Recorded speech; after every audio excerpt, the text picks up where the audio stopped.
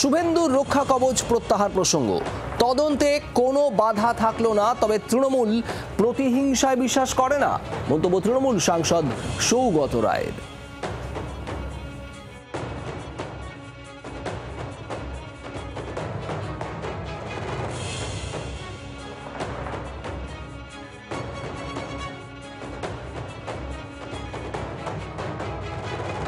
শুভেন্দুকে যে রক্ষা কবচ বিচারপতি রাজশেখর মান্তার বেঞ্চ দিয়েছিল সেটা তুলে দিয়েছে। তার মানে শুভেন্দুর মামলাগুলো দ্রুত তদন্ত হবে এবং শুভেন্দুর বিরুদ্ধে নতুন মামলা করায়ও কোনো অসুবিধা রইল না। আমার মনে হয় এবার শুভেন্দু আইনের চাপটা অনুভব করবে।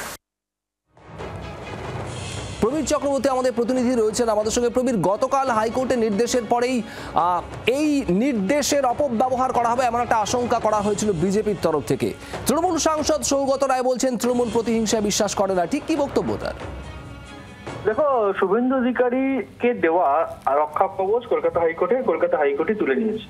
ফলে রাজনৈতিকভাবে চারিদিকে একটা জল্পনা যে শুভেন্দু অধিকারীর উপরে এবার আইনত চাপ বাড়াতে পারে তৃণমূল কংগ্রেস।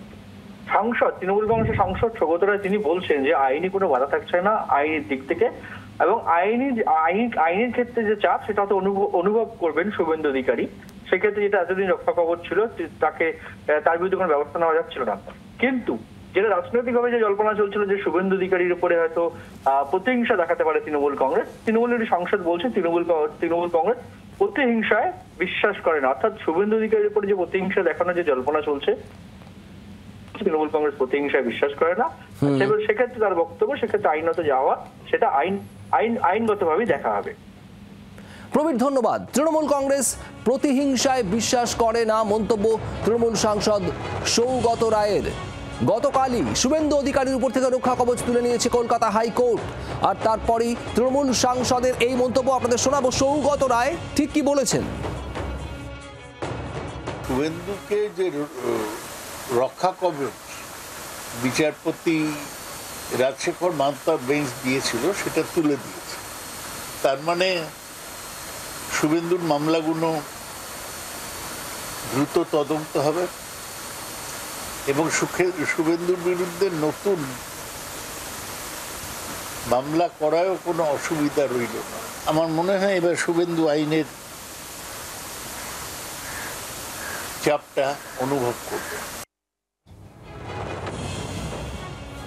রাহুল সিনহা বিজেপি নেতা এই মুহূর্তে আমাদের সঙ্গে রয়েছেন টেলিফোন লাইনে। রাহুল বাবু, শুভেন্দু অধিকারীর উপর থেকে গতকাল রক্ষা কবচ উঠে গিয়েছে আদালতের নির্দেশে, আর এখানে তৃণমূল সাংসদ সৌগত রায়ের বক্তব্য শুভেন্দু এবার চাপ অনুভব করবে, যদিও পাশাপাশি তিনি বলছেন তৃণমূল কংগ্রেস প্রতিহিংসায় বিশ্বাস করে না।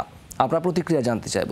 তৃণমূল কংগ্রেস প্রতিহিংসা পরায়ণ বলেই 21 সালে হাইকোর্ট এই রায় দিয়েছিল যে এফআইআর করতে গেলে সেটা হাইকোর্টকে জানিয়ে করতে হবে।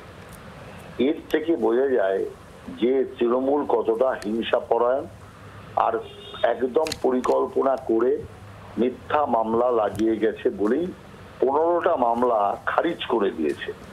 এটা কত বড় লজ্জা সেই কথাটা এরা বলছে না, কারণ এরা কান কাটা বাজারের মধ্যে দিয়ে যায়।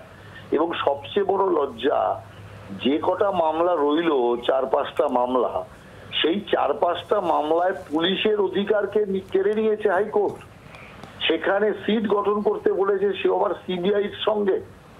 তার মানে বোঝা যাচ্ছে এক কদমও পুলিশ অর্থাৎ এই রাজ্যের প্রশাসনকে, এই রাজ্যের পুলিশ মন্ত্রীকে বিশ্বাস করছে না আদালত, এটা তার প্রমাণ।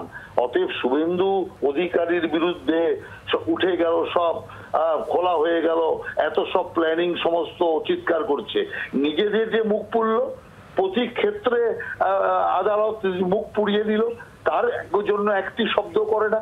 অতএব আমি মনে করি যে এদের লজ্জিত হওয়া উচিত যে এক বিন্দু আদালত বিশ্বাস করলো না এই ঘটনার জন্য। আর এফআইআর করলে আদালত তো আছেই, অতএব চিন্তার কোনো কারণ নেই। ফালতু এফআইআর, মিথ্যা এফআইআর করলে পরে ও আদালতে ধোপে টিকবে না। আর আমি আপনাকে বলছি আবার রক্ষা কবচ পাবে। ধন্যবাদ। রাহুল সিনহা বিজেপি নেতা আমাদের সঙ্গে ছিলেন টেলিফোনে।